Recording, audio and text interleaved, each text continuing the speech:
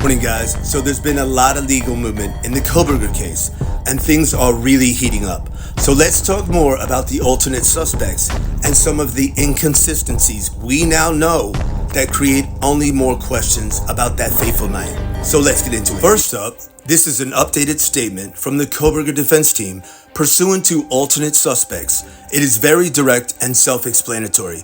Quote, the state has chosen to focus on Mr. Kohberger at its own peril. Mr. Kohberger will produce offers of proof related to many alternate perpetrators in this case. Many alternate perpetrators can be connected to this crime. Think about that. Next up, let's talk more about some things that are just not adding up in this case. As we know, I have been talking a lot about Dylan and Bethany recently. For the record, again, I gave them grace all along until I had more intel. We also know there has been a constant drip of what I will call bad PR for these ladies. And I took a lot of heat for asking some tough questions. But again, sadly, things continue to not add up with them about that night. So we now know they were basically up all night on their phones, contacting many, but not asking for any help, and certainly not checking on their roommates, and more importantly, making that 911 call.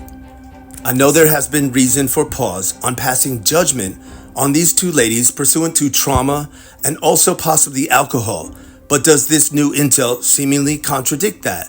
Dylan was obviously not in frozen shock phase, and they both seem to be just fine. And to circle back to the 911 call itself, why were they so hysterical so many hours later when they had been up all night and not done anything really to check in on their roommates? So again, I'm gonna ask the tough question. Does them being up all night seemingly appear to corroborate the idea that they were actually waiting to make the 911 call until noon? Now, let's talk about a few more things before we wrap up.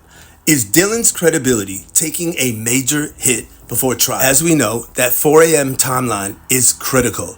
But was Dylan asleep, as we have been all led to believe, for over 2 years now? Quite simply, no. We now know that Dylan was not awoken by the sound of what she thought was Kaylee playing with her dog. So quite frankly, was she ever asleep? And what was factually going on inside 1122 King between 2 to 4 a.m.? Were there others there? And does that also beg the question, who was the man in the house she saw at 4 a.m.? Further on that dog, where was Murphy when they were up all night in Bethany's room? We know Ann alleges someone brought the dog back inside 1122 King shortly before 5 a.m. So who let the dog back in? And they never tried to contact Kaylee to let her know her beloved Murphy was outside but now safe? Never heard Murphy trying to get into Maddie's room to be with Kaylee for a full 8 hours? Make it make sense. Talk to me.